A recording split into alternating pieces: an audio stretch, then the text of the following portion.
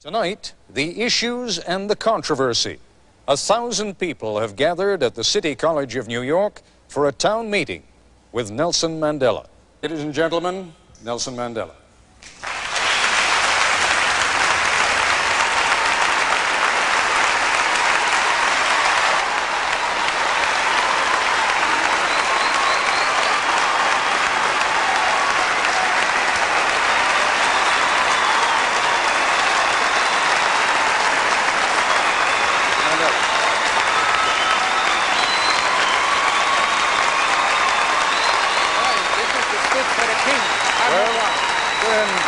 Please take it. That's all we have.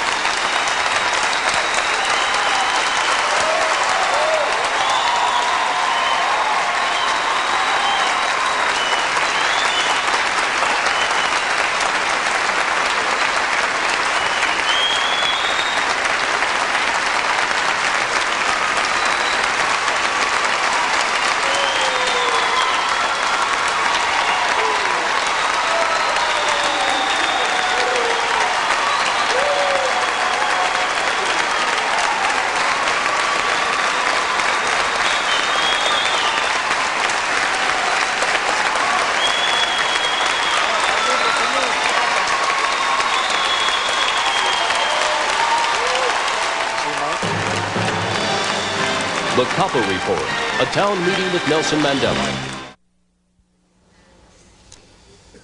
Mr. Mandela, you're participating in what is a very old and honorable American tradition, the town meeting. And rather than waste any time with my questions, if they don't ask you good ones, I promise I will try to.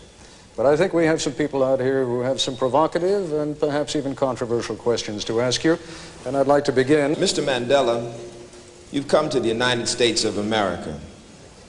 Other than South Africa, probably the most racially divided country in the world. Evidence of that is right here in New York City. We are one of the most racially divided cities in the world.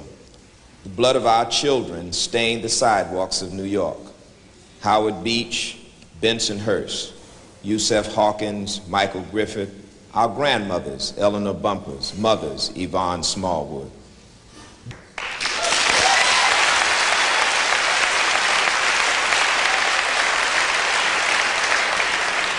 If I may just ask you, for your indulgence, if you'd be good enough, there will be some questions you'll like, there'll be some questions you won't like. Let me just ask you, though, to save the time so that we can listen to Mandela's answers, Mr. Mandela's answers. Mr. Mandela. After the rousing welcome I have received here, I do not know whether I am in a mood to think coolly. I have been deeply touched by this warm welcome. But to respond to the question, I must say that the ANC and in fact the entire to promote the struggle against apartheid in our country. And I must say to you that we have the support not only of the masses of the people, we have the support of the Congress as well as the government. And I think that it would not be proper for me to delve into the controversial issues which are tearing the society of this country apart. I am sure that the USA has produced competent leaders of all population groups who are able to handle their own affairs very effectively. Let me follow up, if I may, on part of your answer. You say you're sure you have the support of the people, the Congress, and the leadership. By the leadership, you also mean the President of the United States? Are you satisfied that you have his support? Well, I am sure of one thing, that he condemns apartheid as I do. That is enough for us to find further common room with the President. And this is the message that I'm going to put to him when I meet him. And when you say you have the support of Congress, are you satisfied that you have enough votes in Congress to keep sanctions in place? That I cannot say. That lies in the future. But when I address Congress, The main thrust of my speech is that the Congress should support sanctions. Why are you so insistent, Mr. Mandela, and then we'll go to a question at this microphone over here. Why are you so insistent upon maintaining sanctions at a time when it can be argued that the South African government has made more concessions, your release being only one of them, than it has ever made in the past 40 years? I should know better about this matter, Mr. Koppel, than you. No doubt.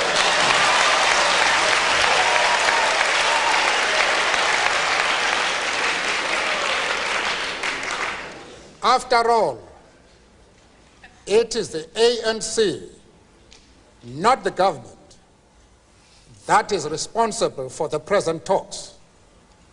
We have been hammering the government since 1986 to meet us, and in spite of the humiliating and insulting conditions they tried to impose on us before they could agree to meeting us, we nevertheless had sufficient patience and sufficient commitment to peace as to continue hammering them to meet us. They have eventually done so, but despite the fact that the talks are now on, apartheid is still in place. The police are still killing our people, as they've done over the years. Vigilante groups are openly arming themselves for the specific purpose of attacking progressive groups and progressive leaders. The right wing is also arming itself openly, and they say they are doing so for the purpose of destroying the ANC. They are calling for some of us to be hanged. Why would you think that we should now relax our strategies? What has happened? Let's move on to the next question. Amanta. My name is Gloria Tute. I was born here in Harlem. I'm a lawyer. I've lived here all my life. I'm also on the board of directors of the African Educational Foundation that's raising money to train the people of Africa for industry. I am concerned about the future economy of South Africa. I am concerned when I look at the newer countries that gained their freedom so hard fought, indeed did not demonstrate sound fiscal policy. Illiteracy is still quite large, and hunger.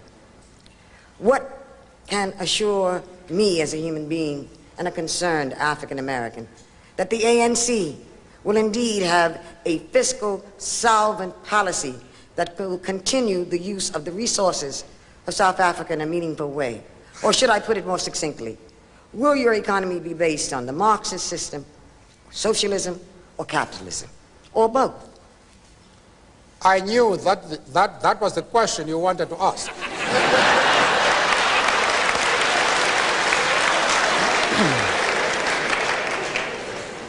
I am happy that you have had the courage to put it directly.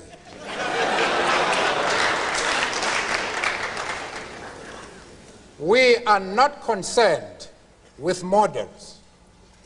We are not concerned with labels. We are practical men and women whose solutions are dictated by the actual conditions existing in our country. As somebody has said, we do not care whether the cat is black or white, as long as it can catch mice.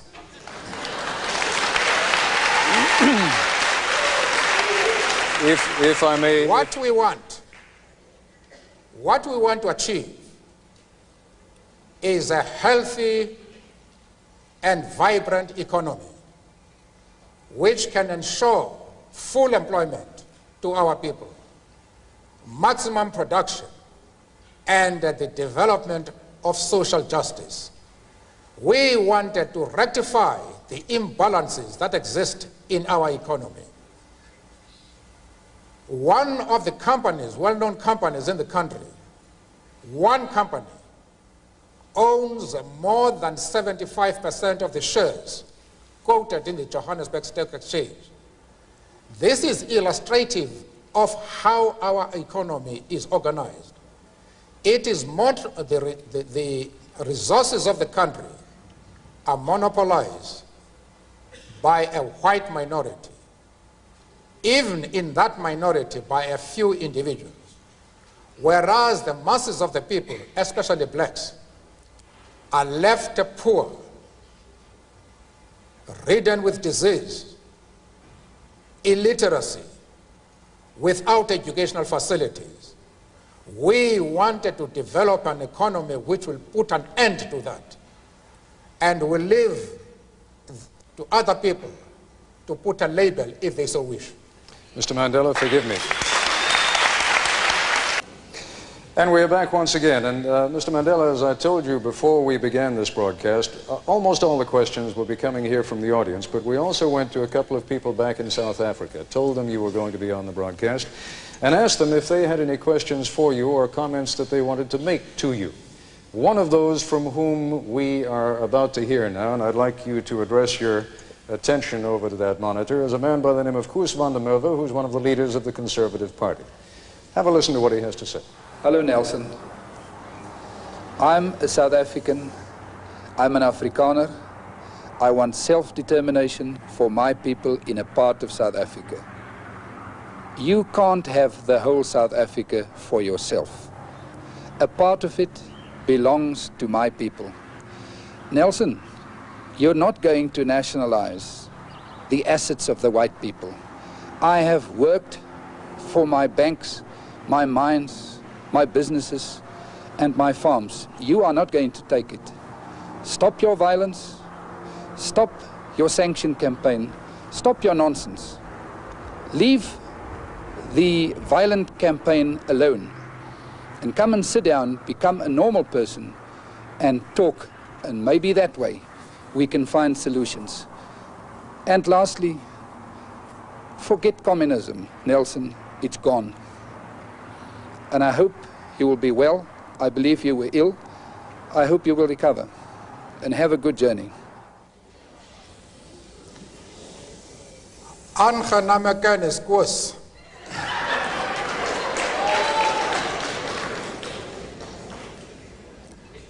Ek hoop van harte dat een dag ek die geleentheid sal kry om met u te gesels.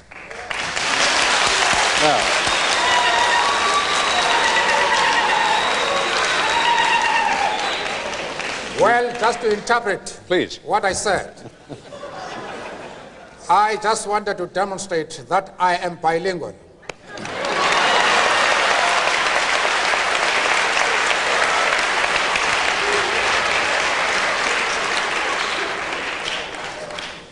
All I have said to Koos van der Merwe is to say I am happy to know you. I hope that one day we shall have the opportunity to discuss the affairs of our country. That is all. Now, let me pick up, if I may, Mr. Mandela, though, on what Koos van der Merwe had to say. He represents, as you know, a small but significant segment of the white population in South Africa, which is pressuring Mr. de Klerk from that political side of the spectrum. To what degree do you feel any need to help President de Klerk deal with people like Koos van der Merwe? Mr. de Klerk is an independent, resourceful, and flexible leader. He is able on his own to deal with the right wing. The outside world will be making a grave mistake if they think they can do anything whatsoever to help Mr. de Klerk as against the right wing. In fact, for the international community to seek to do anything expressly to help Mr. de Klerk would be the best way of undermining him, because what the right wing is doing is to tell the whites in South Africa that de Klerk is a puppet of the United States and Great Britain, and that what he's doing now is precisely because he has received instructions from those two countries. And if now the Western world comes out to say they want to help de Klerk, that is what the right wing exactly wants. You will destroy him. We, the ANC, are the only people who can help him. And we are doing our very best to help him. One of the points we are putting to him is that Mr. de Klerk, if he wants to see the future non-racial South Africa emerging, is to speed up in regard to the negotiating process, that in a year or two, he should be able to extend the vote to all South Africans. He must cease thinking in terms of solutions by seeking a mandate to whites only. He must place himself in a position where he can get the support of the overwhelming majority of the people of South Africa. And if he gives every man and woman, whatever the color of his skin, the right to vote, he will be in an extremely strong position, and there's nothing that the right wing can do. But if he continues, as he is doing at the present moment, still to think of racist solutions, solutions which are seen first and foremost as protecting the rights of the whites, he will go under. Let us move on to our next questioner at the microphone over there. Mr. Edelman. Welcome to America, Mr. Mandela. I'm Ken Edelman. Those of us who share your struggle for human rights and against apartheid have been somewhat disappointed by the models of human rights that you have held up since being released in jail. You've met over the last 6 months 3 times with Yasser Arafat, who you have praised. You have told Gaddafi that you share the view on, and applaud him on his record of human rights and his drive for freedom and peace around the world. And you have praised Fidel Castro as a leader of human rights and said that Cuba was one of the countries that's head and shoulders above all other countries in human rights, despite the fact that documents at the United Nations and elsewhere show that Cuba is one of the worst. I was just wondering, are these your models of leaders of human rights? And if so, would you want a Gaddafi or an Arafat or a Castro to be a future president of South Africa? One of the mistakes which some political analysts make is to think that their enemies should be our enemies.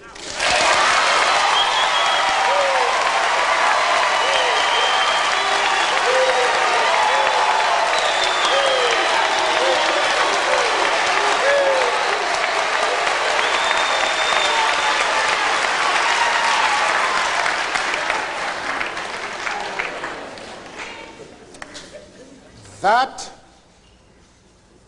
we can and we will never do. We have our own struggle which we are conducting. We are grateful to the world for supporting our struggle. But nevertheless, we are an independent organization with its own policy. And the attitude of every country towards, our attitude towards any country is determined by the attitude of that country to our struggle.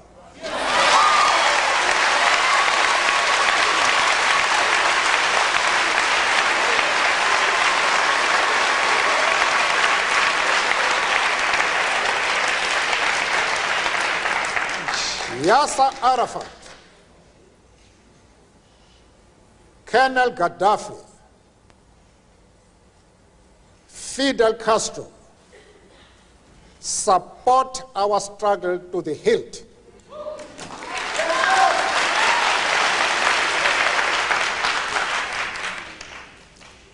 There is no reason whatsoever why we should have any hesitation about hailing their commitment to human rights as they are being demanded in South Africa. Our attitude is based solely on the fact that they fully support the anti-apartheid struggle. They do not support it only in rhetoric. They are placing resources at our disposal for us to win the struggle.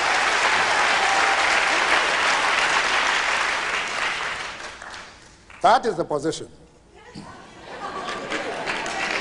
Mr. Mandela, you've said a number of very controversial things in that last response, and I'd like to come back to some of them when we return, but once again, we have to take a quick break. We'll be back in a moment. Thank you. The Koppel Report will continue in a moment. And we are back once again with Nelson Mandela at the City College of New York. Mr. Mandela, as I mentioned to you before the program, we also have some distinguished guests sitting behind us, one of whom, Mr. Henry Sigmund, together with two other Jewish leaders, came to Geneva to visit with you precisely because they were so concerned not only by the kind of thing that you just said before the break with regard to Yasser Arafat, with regard to Libya's Colonel Gaddafi, but also because of the support that you seemed at different times to give to the PLO. I would like to ask Mr. Sigmund to stand now for a moment and pose whatever question he would like directly to you. Mr. Sigmund? Before I pose my question, permit me to say first that when I had the pleasure and honor of meeting with Mr. Mandela in Geneva, we said to him, and I would like to repeat this now, in order to put my question in context, that the commitment of the Jewish organizations that met with him to the struggle against apartheid, against racism, against injustice in South Africa is absolutely unconditional. It is not dependent on whether we are happy or unhappy with responses that Mr. Mandela gives to some questions. Having said that,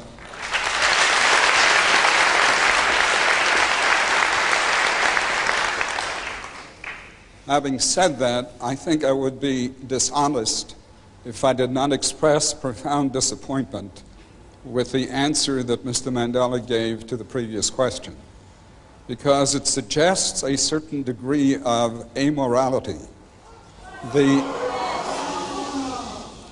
It suggests that what these people do in their own countries, what a Gaddafi does in Libya, what a Castro does in Cuba, is totally irrelevant, even in terms of the issue of human rights, as long as they support the cause of the ANC. I hope that is not what Mr. Mandela meant, and I would hope that he would clarify that issue further. Mr. Mandela. Firstly, we are a liberation movement which is fully involved in a struggle to emancipate our people from one of the worst racial tyrannies the world has seen. We have no time to be looking into the internal affairs of other countries.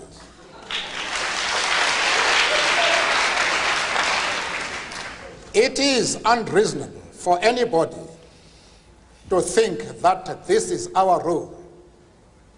I have been asked by somebody who wants me to express an opinion on the differences that are taking place within the USA. And he has made his position quite clearly that there is racialism in this country. I have refused to be drawn into that.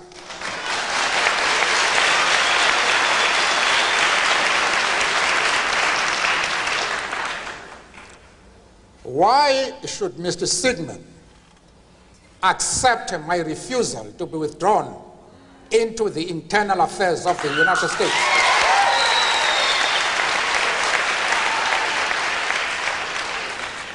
and at the same time want me to be involved in the internal affairs of Libya and Cuba. I refuse to do that.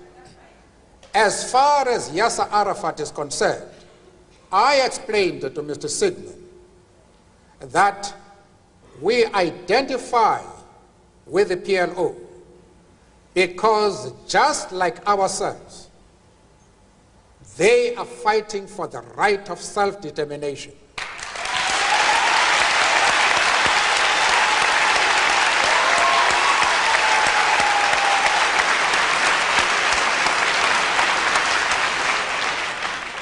I went further, however, to say that the support for Yasser Arafat in his struggle does not mean that the ANC has ever doubted the right of Israel to exist as a state legally.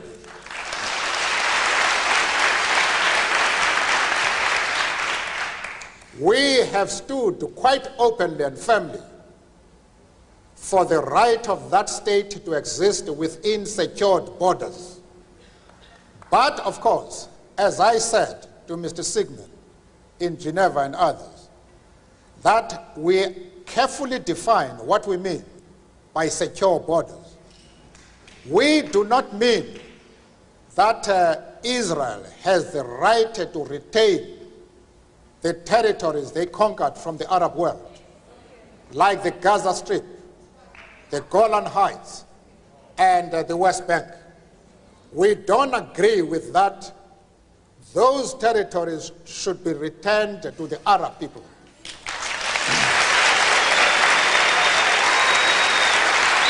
Mr. Mandela, I also explained to Mr. Sigmund and company that in our organization, we have Jews. In fact, Mr. Gaddafi did not allow us to open our offices in Libya precisely because we had the courage to say to him, we work with the Jews in our organization. And he didn't allow us to open an office until February this year, when he had to accept us as we are. We are not prepared to be swayed by anybody. We have an independent policy which we accept no matter with whom we discuss. Mr. Mandela, let's move on to our next question. Welcome. My name is Malcolm Dunn. I'm from Plainfield, New Jersey, and I'm chairman of the United Minority Business Brain Trust of New Jersey and the national chairman of the American Legal Defense Fund for the minority business organizations. I have a question that relates to our participation in business in this country. We who have gained the moxie and who have reached certain levels of proficiency in business and education in various professions would like to know, what can we offer? What can we who have been denied access, total absorption into the American system in those professions, what can we prepare ourselves to offer to you in the motherland, given your attainment of the one vote, one person, one vote? I ask this in the context of Eastern European countries being free and the money that was formerly sent to Africa is now being diverted to those Eastern European countries. I ask also in the context that though our country has opened up its doors to people of a lighter hue before they have absorbed us fully in this country. And if you have an answer to my question, please let me know who I can contact after this assemblage to keep up the dialogue. Thank you. The black people of America, of the USA, have a lot to offer the people of South Africa in the course of their struggle. Whatever disabilities you have in this country, at least you have been exposed to opportunities which we don't have. you have better educational facilities. There is no legal color bar in this country. And therefore, you have been able to acquire, in spite of your problems, you have been able to acquire expert knowledge, skills, which we require, especially when during the post-apartheid South Africa. You can help us a great deal by making that expertise available to us. As far as the question of who you can keep in contact with in our country, that we can discuss after this occasion. All right, we're going to take another quick commercial break, and then we'll be back in a moment.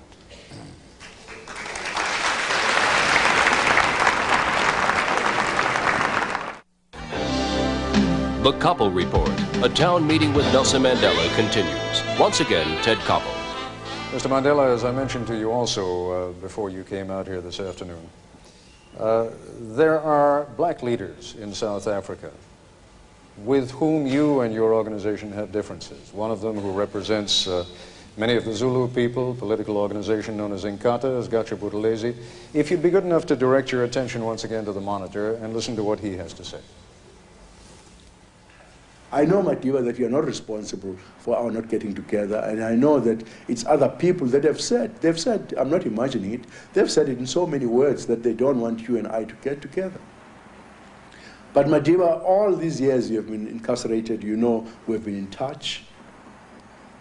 You know that I've always paid tribute to you, that I've refused, to negotiate with any of the white leaders in this country for decades now, because I told them that it was an absolute non-negotiable that I can get to the conference table without you, and our brothers were incarcerated with you and others, and before the unbanning of ANC, PAC, and other organizations. So I think in your absence, you might be interested to know that one of our brothers, who is very close to you, has been to see me. He'll have a certain message for you when you return. And I said to myself that it's absolutely up to you, because there's nothing that prevents you, even in the United States, to pick up a telephone and say hello and talk to me as we're doing ever since you left jail. Shanga, I do not think it correct for me to wash our dirty linen in a foreign country, even though it is somehow our fault.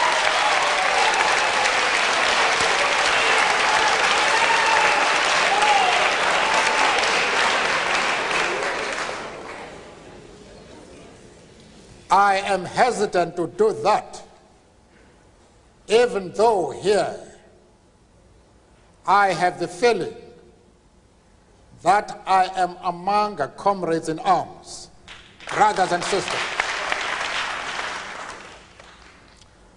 One thing I would like to dispel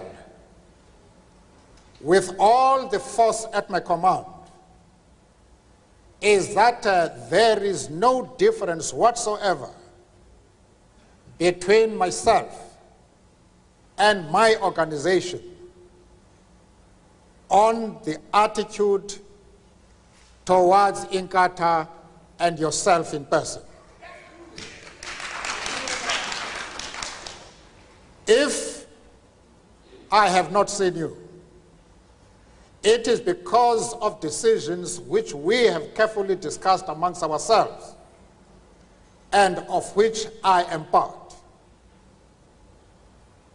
I, however, would like to repeat what you know I have said on numerous occasions. I would like the ANC and Inkatha to sit down and resolve our problems and end the violence that is going on today in Natal. But you know as well as I do that the question is no longer simple. The government has taken advantage of the differences between my organization and your organization. They are using those differences for the purpose of trying to eliminate the ANC and what they consider to be members of that organization who are a threat to white supremacy. That now is our problem. It is no longer just a question of me meeting you. I have asked Mr. de Klerk the simple question. I have said to him, you have a strong, efficient, and well-equipped army and police force. Can you tell me why the government has failed to suppress violence in which almost 4,000 blacks have been killed?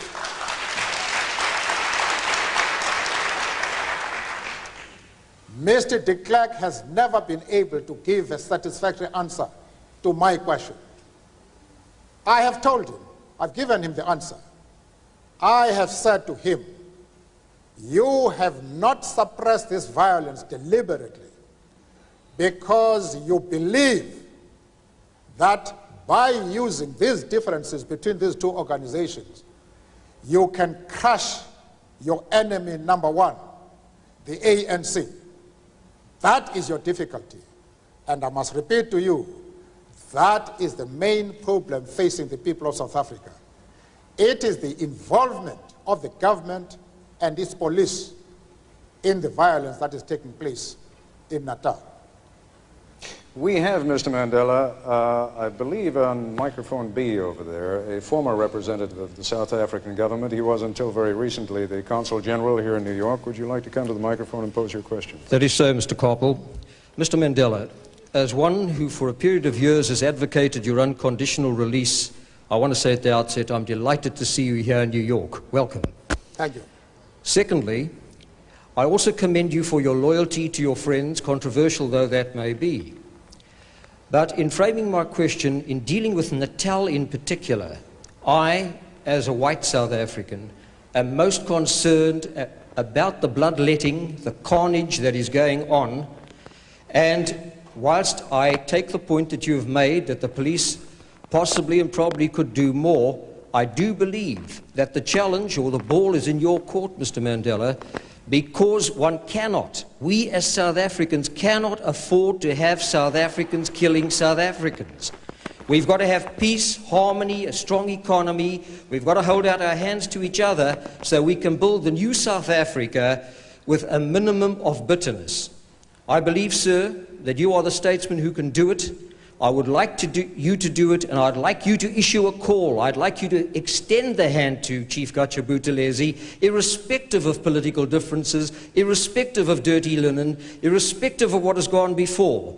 I believe you owe it to each other and the country to see that we have a stable, secure platform on which to go forward together, white, black and brown. And I hope you agree. I do not consider your remarks as a lecture to me.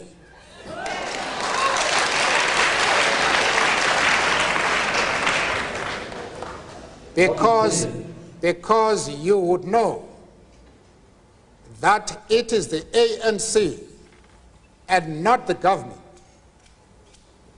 that has compelled the government to sit down and talk peace with us. It is the ANC that is mobilizing the entire country today around the question of peace. You would also know that I have made several calls at public rallies that no solution is possible in South Africa without involving Chief Buthelezi. You would know this. Yeah. I have made that call not once, but several times. But it is the government that is responsible for all our problems in regard to Natal. The questions that I have put to Mr. de Klerk, he has not been able to answer. I wonder if you can answer them. The government has had no hesitation whatsoever in suppressing similar violence before. Why is it that it has not even attempted to suppress that violence? After all, no government anywhere in the world can tolerate violence in which close to 4,000 people have been killed without intervening. Why is your government not intervening? That is the question that you must answer. I would answer you by saying that I don't represent the government, and I would hope that the government would do exactly what you say. I do not quarrel with you, and I do not presumptuously lecture you, Mr. Mandela. I wish you well. Thank you very much. Mr. Mandela. Thank you. Thank you very much. We have ripped through the first part of this broadcast extraordinarily quickly. There are still a number of issues that we have to take up with Mr. Mandela, not the least of them being sanctions by the United States against South Africa. I'm Ted Koppel at the City College of New York, and this is a special edition of Nightline. Nelson Mandela, day 2 of his visit to the United States. More celebration, more adoring crowds.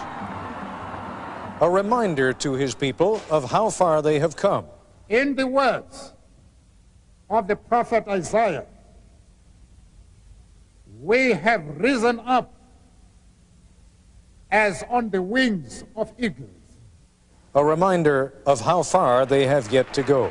The old order is crumbling, but the age of freedom has not yet dawned. Ladies and gentlemen, Nelson Mandela.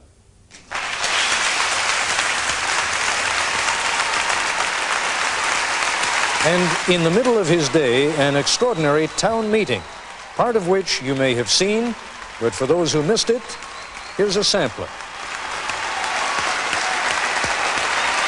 We identify with the PLO because just like ourselves, they are fighting for the right of self-determination. Mandela displayed a sense of humor. Or should I put it more succinctly? Will your economy be based on the Marxist system, socialism, or capitalism, or both? I knew that was the question you wanted to ask. He responded to his critics at home. Monitor is a man by the name of Koos van der Merwe, who's one of the leaders of the Conservative Party. Have a listen to what he has to say. Nelson, you're not going to nationalize the assets of the white people. I have worked for my banks, my mines, my businesses, and my farms. You are not going to take it. Stop your violence, stop your nonsense. All I have said to Koos van der Merwe is to say, I am happy to know you. I hope that one day we shall have the opportunity to discuss the affairs of our country. There's nothing that prevents you, even in the United States, to pick up a telephone and say hello and talk to me as we're doing ever since you left jail. For me, to wash our dirty linen in a foreign country, even though it is somehow our fault,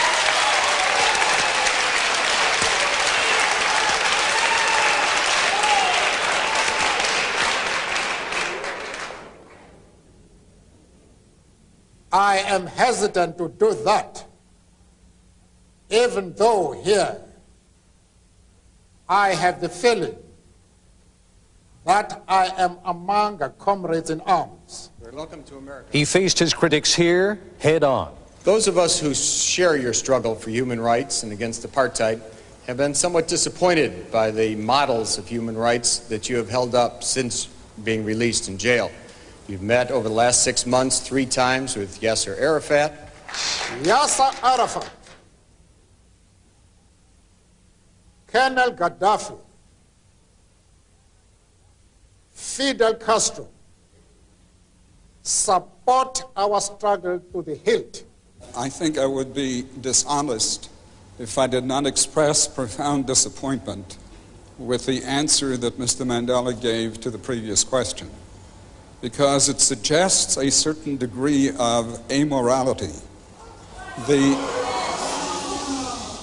Above all, Nelson Mandela stated his positions forcefully.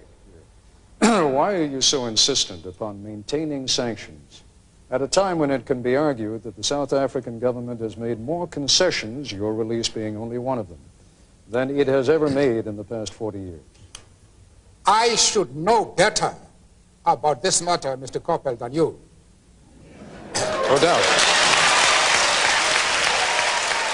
And now, in the Nightline segment of our broadcast, there's much more to come. And we are back once again at the City College of New York with Nelson Mandela. And Mr. Mandela, we have just heard a number of the things that you said in our hour between 10 o'clock and 11 o'clock this evening. Some controversial things, not the kinds of things necessarily that a very political man says. If you were very political, you might have been more concerned about not alienating some people in this country who have it within their hands, within their power, either to continue sanctions against South Africa or to raise those sanctions, to lift them. Why were you not a little more political? Perhaps we're too accustomed to politicians in this country. I do not understand what you mean. Perhaps if you clarify what you are referring to, I may be in a position to comment. What I'm saying is that in this country, for example, there has been for many years a close alliance between the Jewish population and the black population in the civil rights struggle. There is likely to be a rather negative reaction to some of the things that you have said. That reaction could very well cause people to call up their congressmen, their senators, and say, go ahead, lift the sanctions. Why not? After all, President de Klerk is doing a great deal against apartheid. Only today, in fact, his number 2 man, Gerrit Viljoen, said that the government perceives itself in South Africa as being part of the anti-apartheid struggle.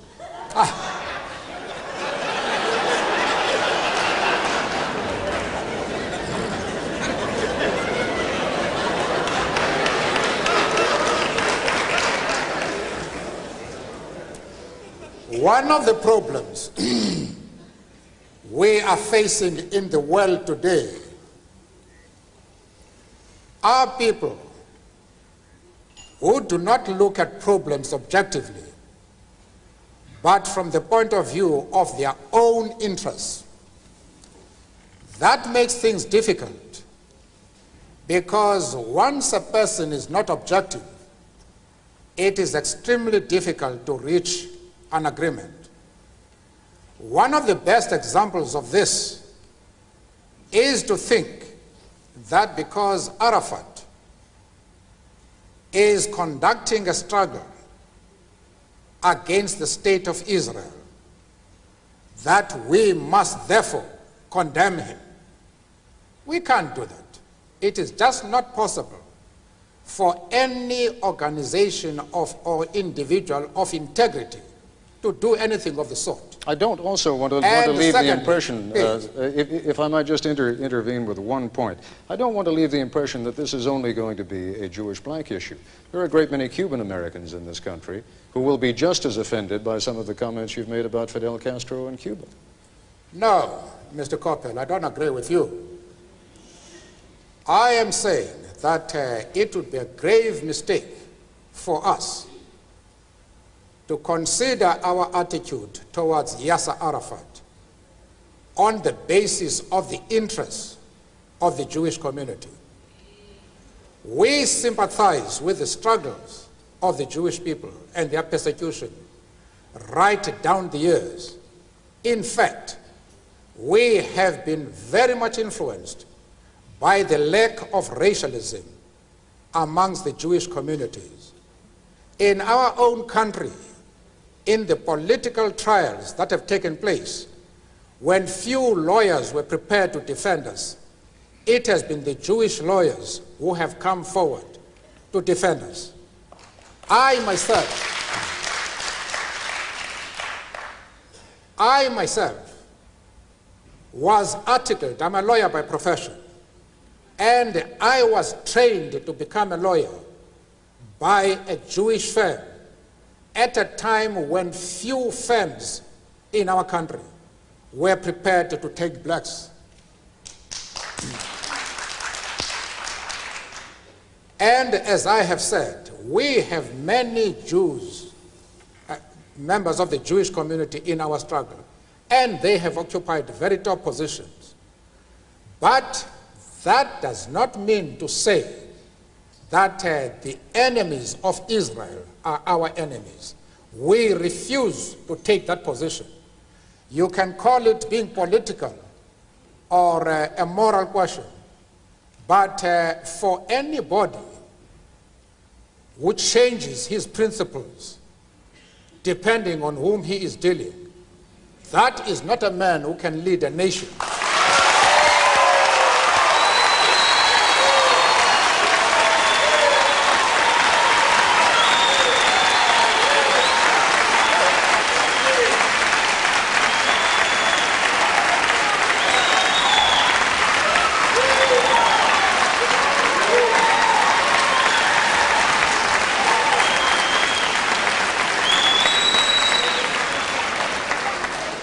Apparently, Mr. Koppel, you have not listened to my argument. If you have done so, then you have not been serious in examining it. I have replied to one of our friends here that I have refused to be drawn into the differences that exist between various communities inside the USA. You have not commented that I am going to offend anybody by refusing to involve myself in the internal affairs of the USA. of the USA.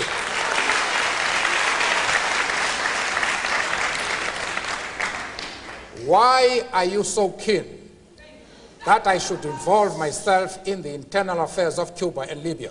No. I expect you to be consistent.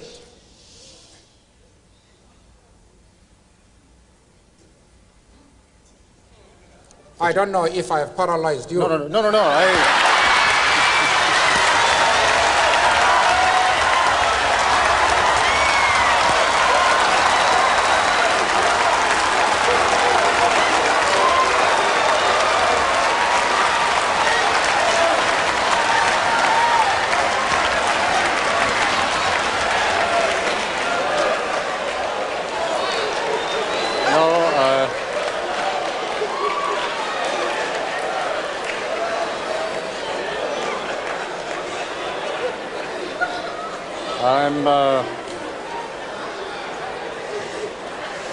I'm afraid, Mr. Mandela, that paralysis does not set in quite that easily in my case. The point...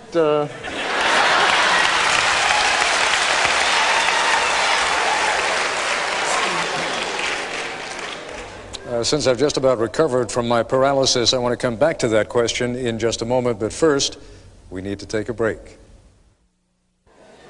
The point that I was trying to make, and clearly did not make with any great success, but the point that I was trying to make is that you must not be misled by what is, after all, what in this country we call a hometown crowd. These people are very much with you. You have seen that. The people who come out to see you, the people who will come to Yankee Stadium to see you, the people who line the motorcade routes to see you, you don't have to convince them. They are people who already believe in you and believe in your cause. But this is a very large and diverse country. And when I was making my observations about the lack of politicism, and in this country saying someone is not a politician is not meant as an insult necessarily, when I was accusing you of a lack of political qualities there, I was wondering whether you are conscious of the impact that you will have on a great many people who are not here today, who do not see you in perhaps the same benign fashion that so many people in this audience see. Well, as far as the Jewish question to begin with, I have had discussions at my own initiative with prominent Jewish leaders to straighten out this affair. Amongst the people I saw was Mrs. Helen Suzman, who has been an MP in our country for more than 30 years. There was Mr. Mazens, who has been a judge in Lesotho, Botswana, and the old Rhodesia. There was the chief rabbi of Johannesburg. There was Professor Katz from the University of Witwatersrand, and an eminent community leader in South Africa. We discussed this question and all misunderstanding was cleared, the question of Yasser Arafat and the PLO. I have also discussed the question with the Jewish leaders in the USA and very top people like Mr. Sigmund. We reached an agreement on this question and we saw eye to eye. Now, I don't know where your concern arises. The Jewish leaders themselves are able to determine their own affairs. Nobody else is entitled to say that the Jewish leaders are going to be concerned about your stand. Because I have had the discussions with them, and those discussions will reach consensus. But there are matters, of course, in which we did not agree. But the position which we take as the ANC, I thought we were able to explain it in such a way that it removed the concern of the Jewish community. Let's broaden it out. I am still prepared to do that even in this talk. If the Jewish leader have any doubts about our stand, I am prepared to address them and to allay their concern, because they are a very important community both in South Africa and of course in the States. And I'm prepared to iron out any differences that might exist. But they must know what our stand is. Arafat is a comrade in arms, and we treat him as such. Mr. Mandela, we need to take a break again. When we come back, we'll be taking up the issue of sanctions, sure to be one of the major questions, one of the major topics of conversation when our guest, Mr. Mandela, visits Washington at the beginning of next week.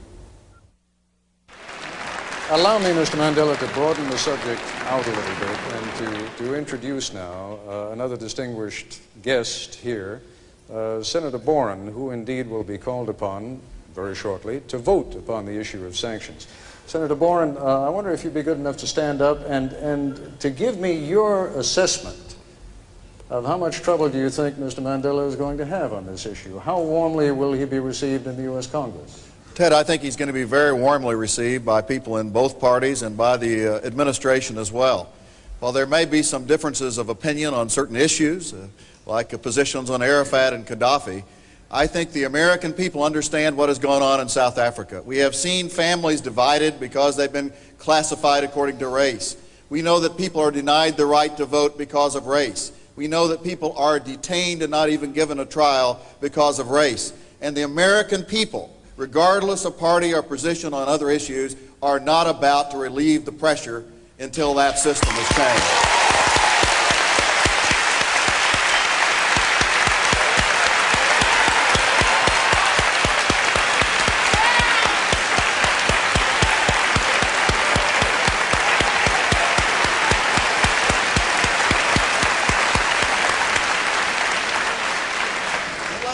Let me ask one question, Ted. I do think that many of us understand that there are pressures being exerted, that Mr. Mandela and President de Klerk, as they start toward negotiations, have extremists on both sides who really do not want to see them succeed, who do not want to see a peaceful transition. And we're concerned. I understand why we must not release the pressure, and I think there's a bipartisan decision not to do that. The President has reached out to us in Congress to say that he will consult with us on any future policy decisions that are made. But I wonder if there are some positive signals we could send, positive to both Mr. Mandela and to Mr. de Klerk as well, that would reach out to help South Africa, that would show our encouragement for these negotiations, and that perhaps could help the country as it does move to a non-racial democracy. Can you give us a for instance, Senator, and then have Mr. Mandela perhaps respond? Helping the schools. I know that Black children in school, only 1 out of every 5 even has a textbook because the past government has spent 8 times as much educating white children as black children. Are there positive things we can do, Mr. Mandela, at this point to send a signal both to you and to Mr. de Klerk that we encourage progress in these negotiations that are going on?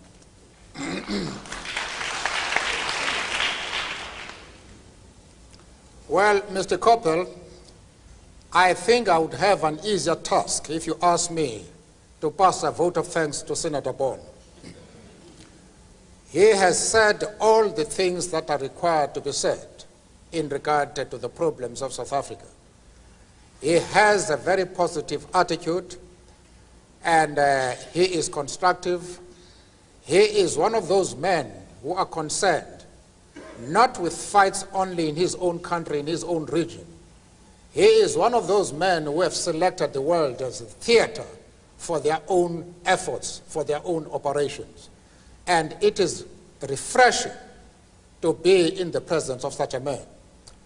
As far as giving a signal to de Klerk is concerned, I have warned that it will be a serious mistake for the outside world to do anything with the stated objective of helping Mr. de Klerk, because it is that type of attitude which has enabled the right wing to increase its popularity as far as the whites are concerned.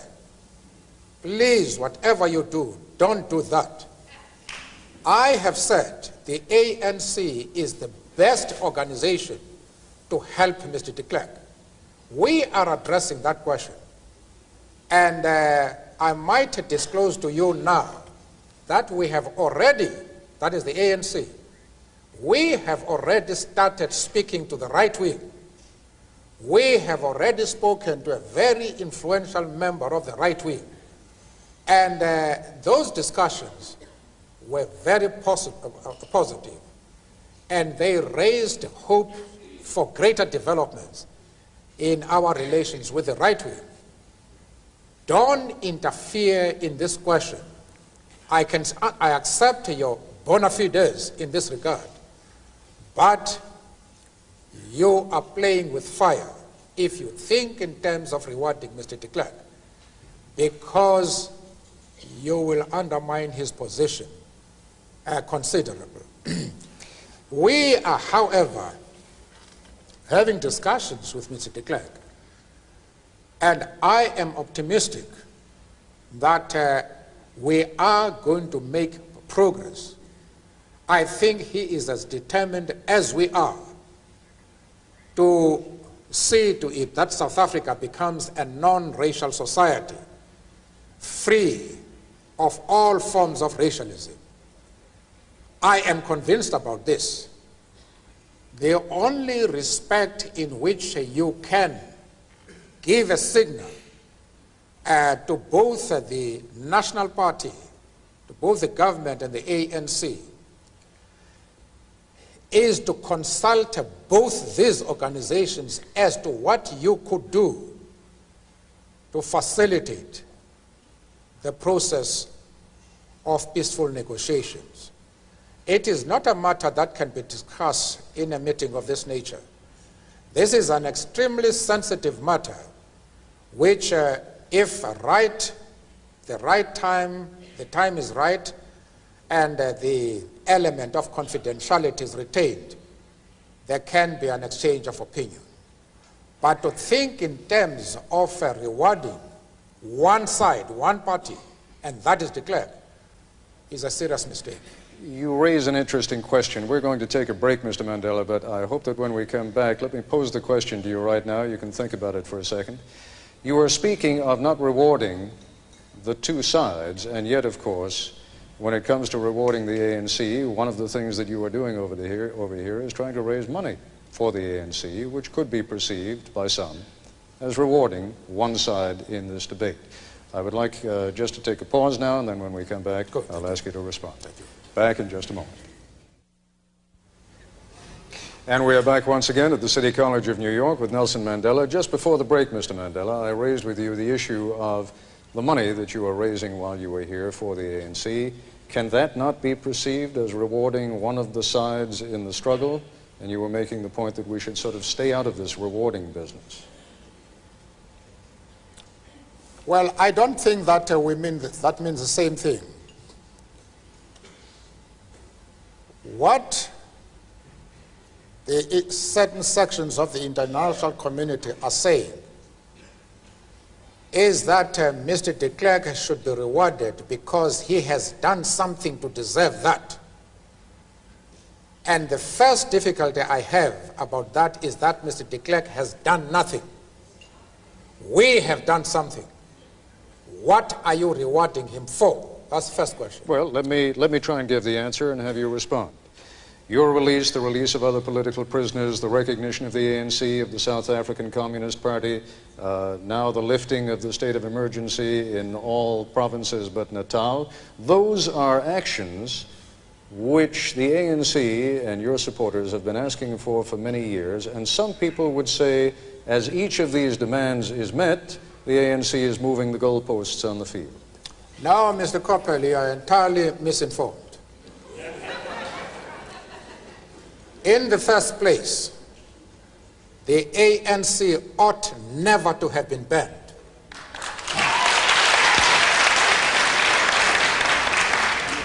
Secondly, my comrades and I ought never have been sent to prison. The state of emergency ought never to have been imposed. You are crediting Mr. de Klerk for rectifying his own mistakes, his own injustices.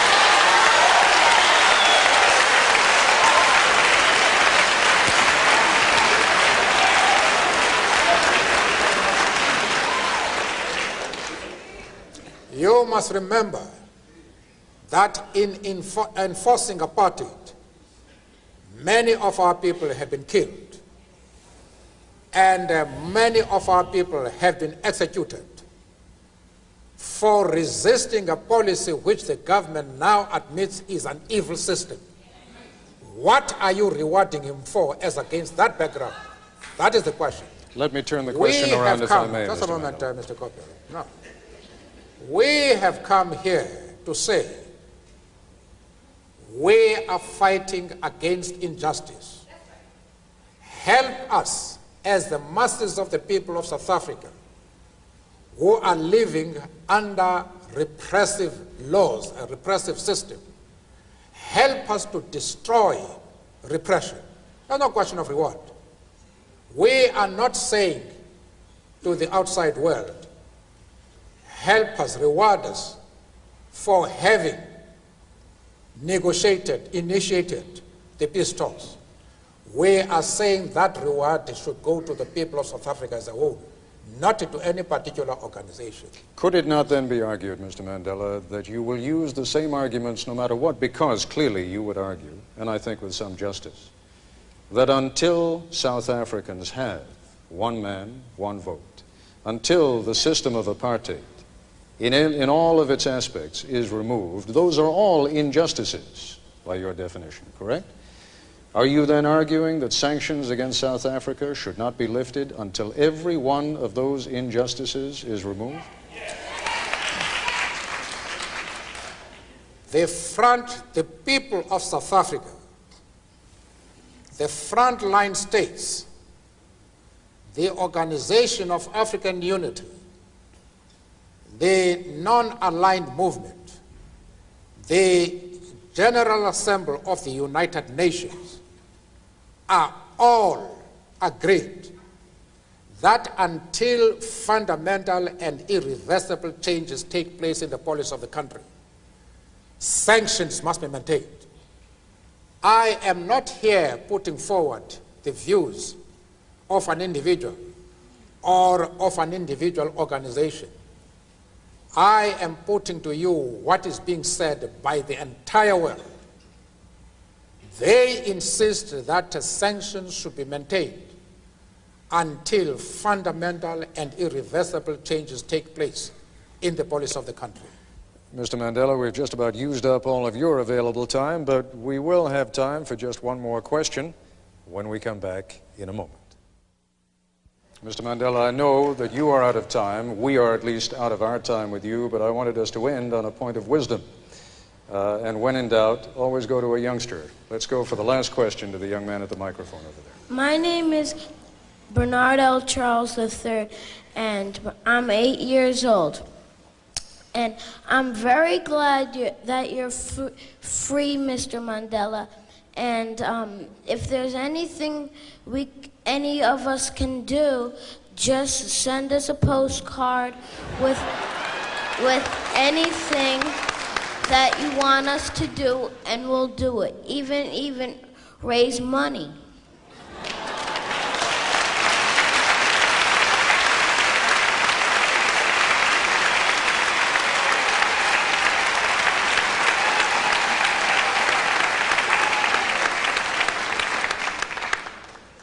You want to come up here and ask some more questions? Yes, but. Yes. All right, while the young man comes down here. That's very good. That's very good. While the young man comes down here so that he can shake hands with Mr. Mandela, I would like to extend my thanks to Mr. Mandela, to all of our audience, and to our distinguished guests who've been with us here this evening. Come on up.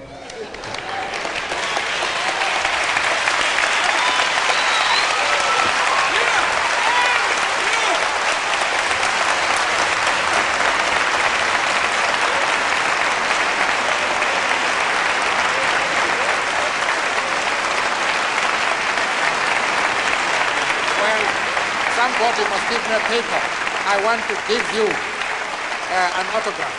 Has somebody got a piece of paper there, please? Oh, absolutely. We got everything you need right here. Oh, I see, good. There good. you go. Thank you. I've got one. I've got one. What is your name? How do you spell? Bernard L. Charles. To Bernardo. Bernardo. Just What's your Bernard. first name? Bernard. B-E-R-N-A-R-D. Bernard. I see, Bernard.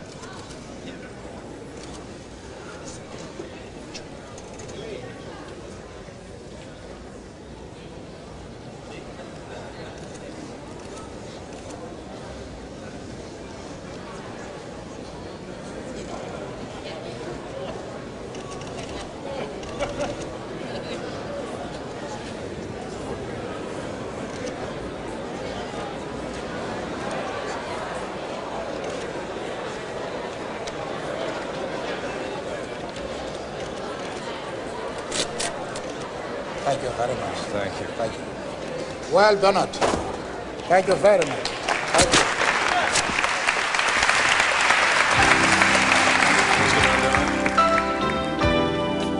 you. This has been ABC News Nightline, a town meeting with Nelson Mandela.